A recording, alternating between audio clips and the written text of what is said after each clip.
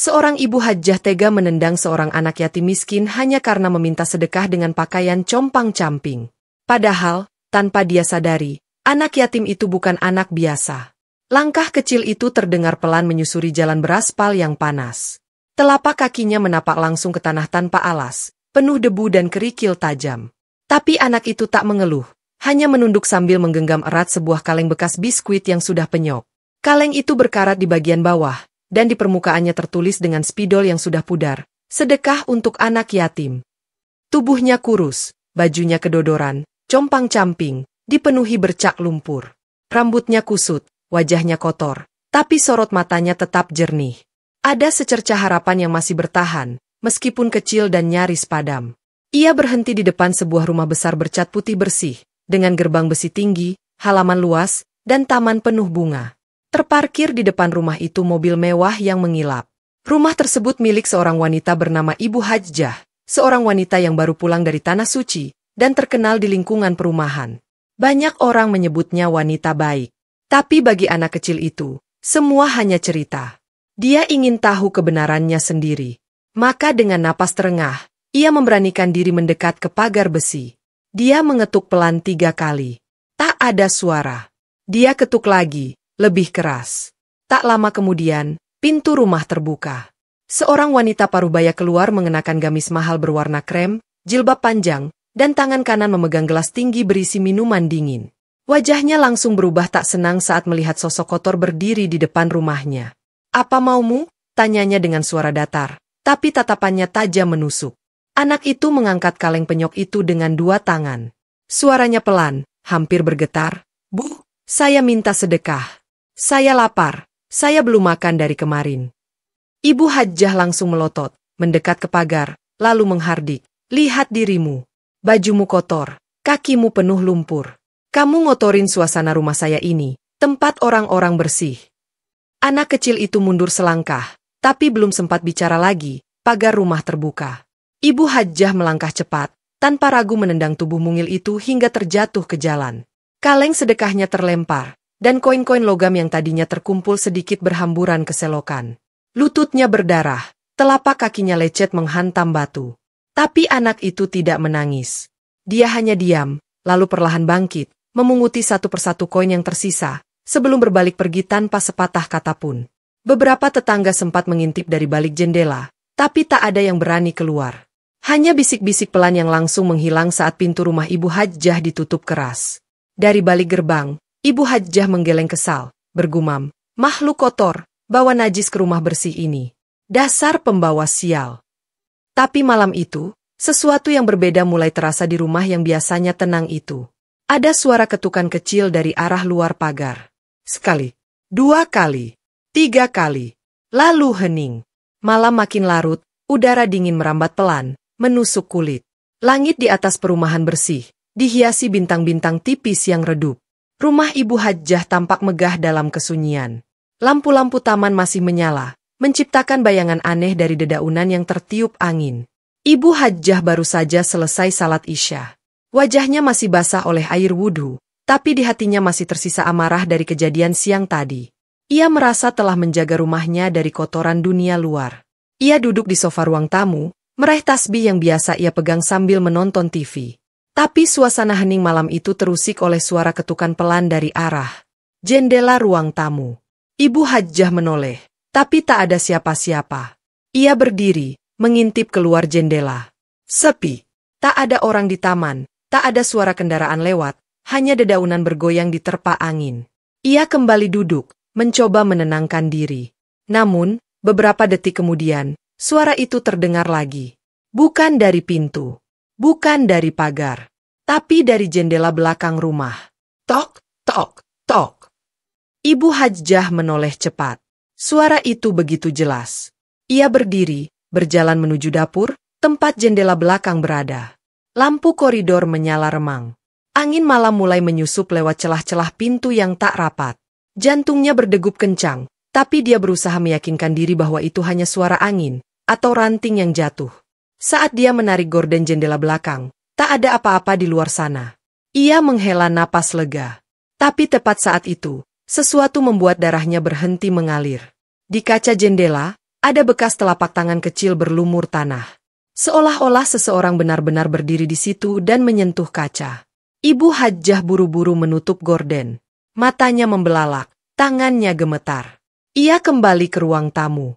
Suasana tenang, tapi tiba-tiba terdengar suara ketukan lagi, kali ini lebih dekat dari arah depan rumah. Tok, tok, tok. Ibu Hajah langsung mengambil ponselnya dan mencoba menghubungi satpam perumahan, namun sinyal tiba-tiba hilang, layar ponselnya jadi gelap. Ia berjalan pelan menuju pintu utama, sudah tidak berani membuka pintu. Hanya bisa mengintip lewat celah tirai. Di luar pagar, jalanan kosong. Namun, entah dari mana, ada benda kecil yang tergeletak di depan gerbang. Kilauan logamnya terlihat di bawah cahaya lampu taman, sebuah kaleng penyok dengan tulisan samar yang sudah pudar. Ibu Hajah mengenali kaleng itu. Jantungnya berdebar tak karuan. Itu adalah kaleng milik anak yatim yang biasa ia beri sedekah. Siang tadi, ia menutup semua tirai, mematikan lampu taman, dan masuk ke kamar. Namun, saat mencoba menenangkan diri, suara aneh itu muncul lagi. Kali ini bukan ketukan, tapi bunyi gesekan besi dari arah pagar depan, seperti sesuatu yang diseret pelan dan terus-menerus. Suara itu terus terdengar hingga pagi tiba. Matahari sudah tinggi, namun rumah Ibu Hajah tetap rapat-rapat. Tidak ada aktivitas seperti biasa, tirai tetap tertutup, dan lampu dalam rumah masih menyala. Yang membuat napas Ibu Hajah tercekat saat menatap cermin bukan hanya wajahnya yang pucat, melainkan sosok kecil dengan tubuh kurus dan wajah tertutup kotoran yang muncul di balik bayangan samar. Sosok itu berdiri di sudut kamar mandi, matanya menatap lurus ke arah Ibu Hajah. Sekejap, ia menoleh ke belakang, namun tidak ada siapa-siapa. Saat menatap cermin kembali, sosok itu lenyap, tapi kali ini tulisan samar muncul di permukaan kaca seperti bekas uap air. Saya belum makan.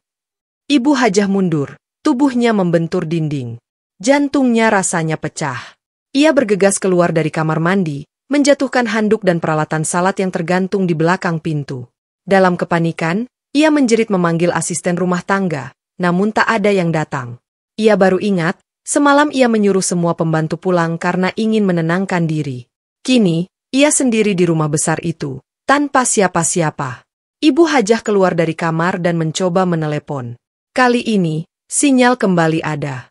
Ia berhasil menghubungi temannya, Ustazah Zahnur, wanita yang biasa ia temui untuk pengajian. Suaranya bergetar saat berbicara. Nur, aku butuh kamu datang ke rumah, ada yang aneh. Semalam ada anak yatim datang. Tiba-tiba, suara di ujung telepon terputus. Bukan karena sinyal, tapi seperti suara di rumahnya sendiri yang mengambil alih pembicaraan. Dari arah dapur terdengar bunyi kaleng jatuh, lalu suara logam menyeret di lantai keramik. Ibu Hajah menjatuhkan ponselnya. Ia tak lagi kuat berdiri, napasnya terengah-engah, tapi suara itu terus mendekat. Pelan, tok, serat, tok, seret. Saat ia berusaha menenangkan diri di ruang tamu, matanya. Di bawah meja kaca, Ibu Hajah melihat sesuatu. Sepasang jejak kaki kecil, kotor, dan basah membekas jelas di permadani mahal miliknya. Jejak itu memanjang dari arah pintu menuju ke tangga lantai atas. Tubuhnya gemetar hebat, matanya terbelalak menatap jejak-jejak kaki itu. Tanpa berpikir panjang, ia berlari ke lantai atas, mencoba mengejar jejak yang perlahan semakin memudar. Setiap langkah terasa berat, seolah ada sesuatu yang berusaha menariknya kembali. Tapi ia tak bisa berhenti. Di saat bersamaan, suara itu kembali terdengar. Suara gesekan logam yang diseret, makin dekat, makin keras. Begitu tiba di lantai 2, ruang tamu di atas tampak sepi. Lantai kayu berderit di bawah langkah kakinya, tapi tak ada siapapun di sana. Lampu-lampu menyinari perabotan mahal, menciptakan bayangan gelap yang bergerak-gerak di sudut-sudut ruangan. Udara di sana terasa lebih dingin, bahkan lebih gelap, seolah bayangannya sendiri menutupinya. Ibu Hajah menoleh ke kiri. Sebuah pintu kamar tidur terlihat sedikit terbuka. Dari balik celah pintu itu, ia mendengar suara berdesir. Tidak ada siapapun yang tampak, tapi udara dingin menyelimuti ruangan. Ia tahu, sesuatu pasti ada di sana. Langkahnya semakin pelan, berusaha tetap tenang meski dadanya berdegup kencang. Begitu mendekati pintu kamar, suara itu kembali terdengar. Suara benda terjatuh, lalu disusul suara logam yang diseret pelan, namun pasti. Ada sesuatu yang bergerak di dalam sana. Dengan napas tertahan, Ibu Hajah perlahan mendorong pintu kamar itu. Begitu terbuka, ia melihatnya. Sebuah sosok kecil, kurus, mengenakan pakaian lusuh. Wajahnya tertutup kotoran, rambut kusut berantakan, dan matanya menatap tajam ke arah Ibu Hajah. Anak yatim itu berdiri diam di tengah kamar tidur. Tanpa berkata apapun, tangannya mengangkat kaleng penyok yang tadi dilemparkan keluar rumah. Ia mengarahkannya ke Ibu Hajah, lalu melemparkannya ke lantai. Kaleng itu berguling, menghantam dinding, lalu berhenti di sana. Koin-koin yang tumpah kemarin masih berserakan di dalam dan di lantai kamar tidur mewah itu. Ibu Hajah mundur seketika, napasnya tercekat, tubuhnya lemas, seolah seluruh kekuatannya lenyap begitu saja. Suara gemerincing kaleng terdengar lagi, kini lebih jelas. Derap langkah kecil makin mendekat, seolah berasal dari dalam dinding. Tiba-tiba, pintu kamar tertutup sendiri tanpa ada tangan yang menyentuhnya. Lampu-lampu rumah mulai meredup. Setiap sudut ruangan perlahan diselimuti kegelapan. Panik, Ibu Hajah berlari keluar kamar menuju tangga, namun langkahnya terhenti sebelum mencapai anak tangga pertama. Suara langkah kecil itu terdengar lagi, kali ini lebih dekat, lebih keras. "Kenapa kamu datang ke sini?" Suara Ibu Hajah bergetar. Tapi, Ibu Hajah tak bisa bergerak. Napasnya terengah, tubuhnya kaku seolah terikat oleh ketakutan yang menjerat erat. "Apa yang kamu inginkan dariku?" bisiknya lirih. Anak yatim itu tetap diam. Perlahan, ia mengangkat wajahnya yang penuh kotoran dan menatap Ibu Hajah dengan tatapan kosong, pandangan yang terasa menembus ke dalam jiwanya. Tanpa sepatah kata pun, anak itu mulai melangkah menuju pintu utama. Di luar, langit begitu gelap. Tidak ada suara angin, tidak ada bintang yang bersinar. Namun sebelum anak itu sampai di pintu, sesuatu yang aneh terjadi. Dari balik pintu, terdengar suara ketukan pelan. Tok, tok, tok, seperti tangan mengetuk kaca dari luar. Tubuh Ibu Hajah membeku di tempat, detak jantungnya menggema di telinga. Suara ketukan itu perlahan makin keras, seperti sesuatu yang berusaha menerobos masuk. Langkah kaki kecil itu tiba-tiba berhenti. Anak yatim yang berdiri di depan pintu menoleh ke belakang, menatap Ibu Hajah dengan mata kosong. Pandangan itu seperti sebuah isyarat, seolah meminta Ibu Hajah mengikutinya. Tapi tubuh Ibu Hajah tak bisa bergerak, rasa takut menancap terlalu dalam. Anak itu perlahan mengulurkan tangan menuju gagang pintu. Namun, sebelum tangannya menyentuh gagang, sesuatu yang jauh lebih mengerikan terjadi. Dari bawah lantai terdengar suara gemuruh aneh, seperti sesuatu yang bergeser di dalam tanah. Bunyi itu semakin keras, seakan berasal dari jauh namun terasa dekat, menggetarkan seluruh rumah. Suara tanah yang retak, batu-batu yang bergerak di kedalaman bumi, menciptakan getaran yang merambat naik ke permukaan. Pintu utama tiba-tiba berderak keras, suara berdesir seolah ada sesuatu yang mencoba menembusnya dari luar. Panik, Ibu Hajah berbalik, berlari menuju pintu belakang. Tapi langkahnya terhenti seketika saat pandangannya menangkap sesuatu yang lebih mengerikan di balik jendela belakang rumah. Di luar sana, bayangan-bayangan hitam berputar melayang, mengitari rumah seperti segerombolan sosok tak kasat mata. Mereka bergerak cepat, lalu mendekat ke arah rumah. Anak yatim itu tetap berdiri di depan pintu, tubuhnya kotor, matanya tetap kosong, namun tajam. Tak ada suara, tak ada kata-kata. Ia hanya berdiri, menunggu, seakan memberi waktu bagi Ibu Hajah untuk memahami apa yang sedang terjadi. Langit di luar mulai berubah. Awan gelap menggulung cepat, menutupi bulan sepenuhnya. Di balik kaca jendela, Ibu Hajah melihat cahaya merah berkilauan di langit. Cahaya itu perlahan bergerak, membentuk lingkaran besar seperti sesuatu yang sedang turun ke bumi. Tubuhnya bergetar, tapi untuk pertama kali, keberaniannya terkumpul. Ia mendekati pintu depan, membuka sedikit jendela, dan mencoba mengintip keluar. Tidak ada apa-apa. Hanya kegelapan yang begitu pekat. Namun, suara itu kembali. Derapan langkah-langkah kecil, kali ini lebih jelas, lebih teratur. Tapi bukan dari luar, suara itu datang dari dalam tanah, dari kedalaman bumi, seperti ribuan langkah kecil yang bergerak menuju permukaan. Ibu Hajah perlahan memundurkan langkah, memejamkan mata sambil berdoa. Hatinya terasa sesak, pikirannya berputar-putar mencari jawaban atas semua kejadian aneh yang menimpanya malam itu. Suara langkah kaki kecil semakin jelas, berjalan perlahan, menyusuri setiap sudut rumah. Lantai kayu berderit, dinding-dinding bergetar, seolah rumah itu ikut bernafas bersama ketakutan yang merayap. Di ruang tamu, tiba-tiba lampu-lampu mati. Kegelapan menyelimuti seluruh ruangan, membuat Ibu Hajah semakin takut. Ia ingin lari, tapi tubuhnya tak mampu bergerak. Di hadapannya, bayangan anak yatim itu masih berdiri, lalu tiba-tiba menghilang. Suara kaleng jatuh terdengar lagi, kali ini lebih keras dan menggema di tengah keheningan. Ibu Hajah menoleh ke belakang, dan tanpa ada yang menyentuhnya, pintu utama rumah perlahan terbuka. Di luar, dalam pekatnya malam, muncul sebuah sosok besar.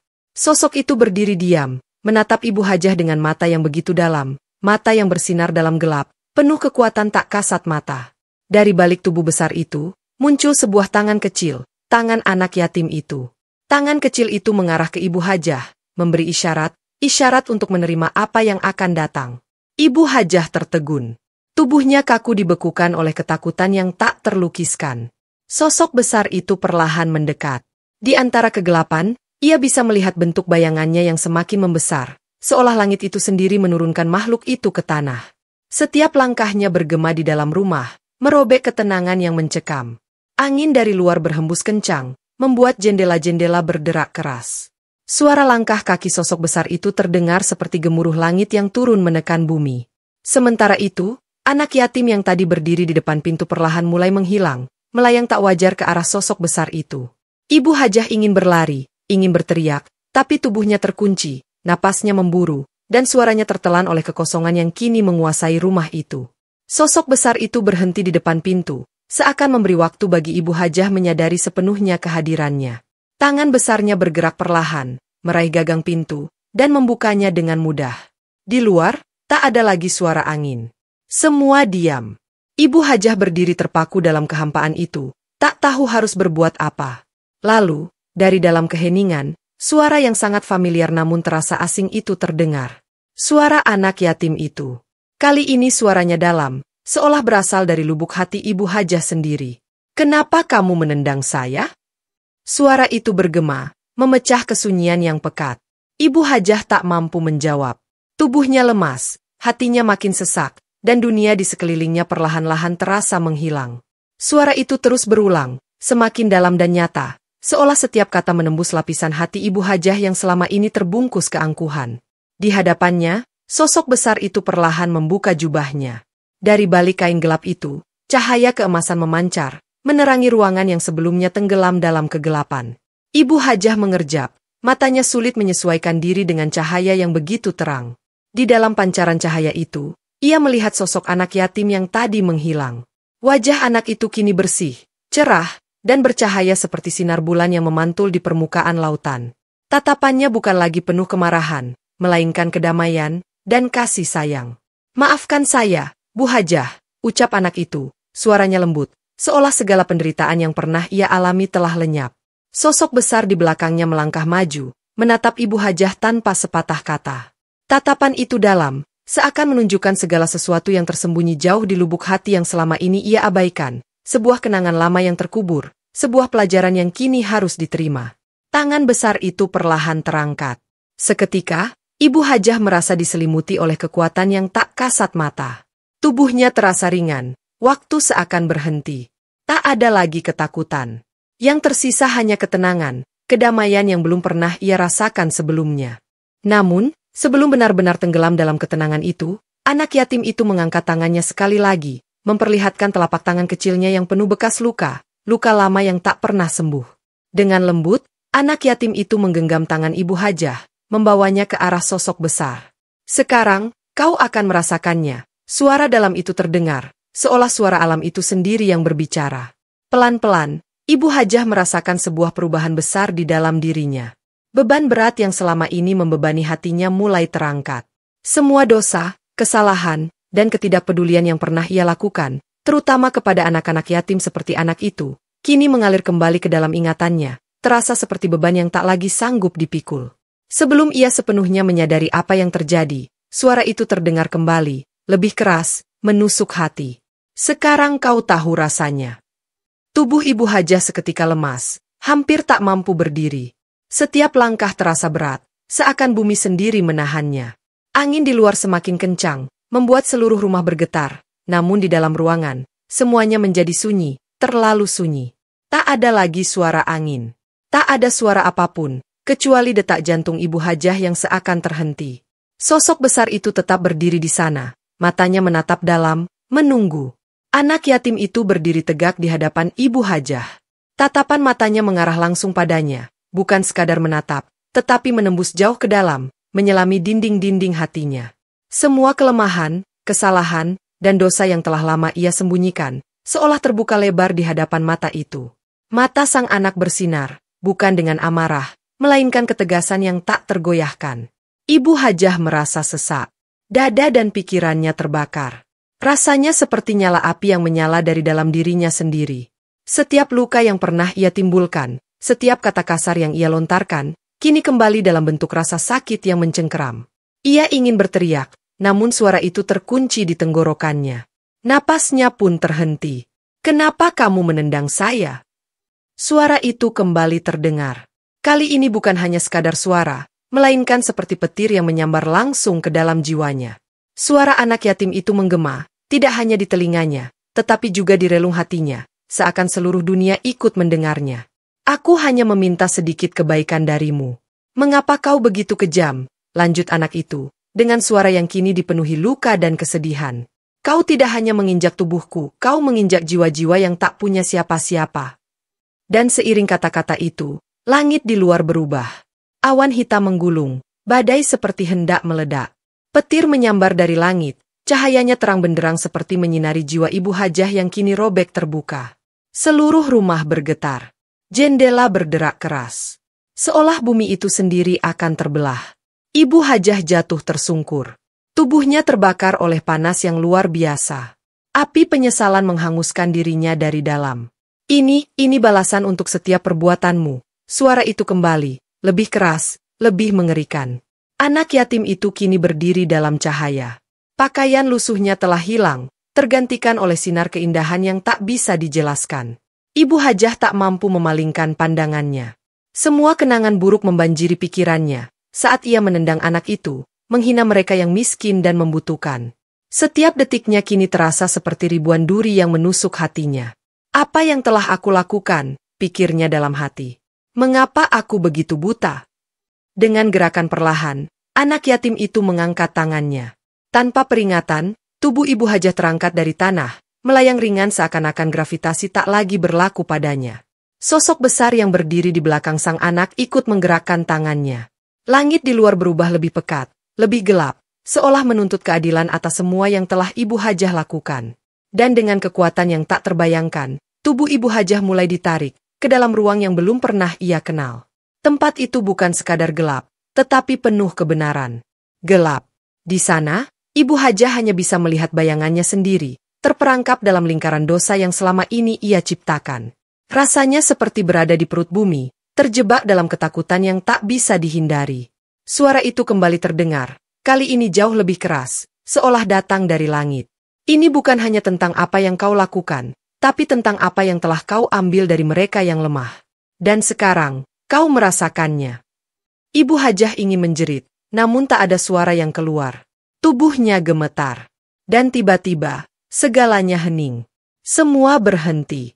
Ia terjatuh ke tanah, napasnya memburu. Di tengah keheningan itu, untuk pertama kalinya, muncul satu perasaan yang belum pernah ia rasakan, penyadaran. Ketika ia kembali menatap ke arah anak yatim itu, matanya tak lagi dipenuhi dendam atau kebencian. Yang tersisa hanyalah ketenangan, tatapan penuh kasih yang memancarkan pengampunan. Meski dalam wujud yang dulu penuh penderitaan, kini anak itu berdiri dengan keteguhan hati dan kedamaian luar biasa. "Inilah pelajaran yang harus kau ambil, Bu Hajah. Jangan biarkan hatimu kembali keras," bisik sang anak lembut. Kemudian, perlahan, anak yatim itu menghilang. Sosok besar yang selama ini menaunginya pun lenyap, meninggalkan Ibu Hajah seorang diri di ruangan yang hening. Namun, sesuatu telah berubah. Cahaya lembut kini menyinari ruang itu, seakan memberi isyarat bahwa segalanya telah berganti. Tak ada lagi ketakutan, tak ada kebencian. Yang tersisa hanyalah penyesalan mendalam, sekaligus harapan baru untuk memulai hidup yang lebih baik. Ibu Hajah perlahan berdiri. Hatinya terasa ringan, meski masih ada luka yang harus ia rawat. Tapi kini, ia tahu bahwa perjalanan hidupnya belum berakhir. Justru baru saja dimulai. Perubahan itu bukanlah akhir, melainkan awal dari sesuatu yang jauh lebih besar.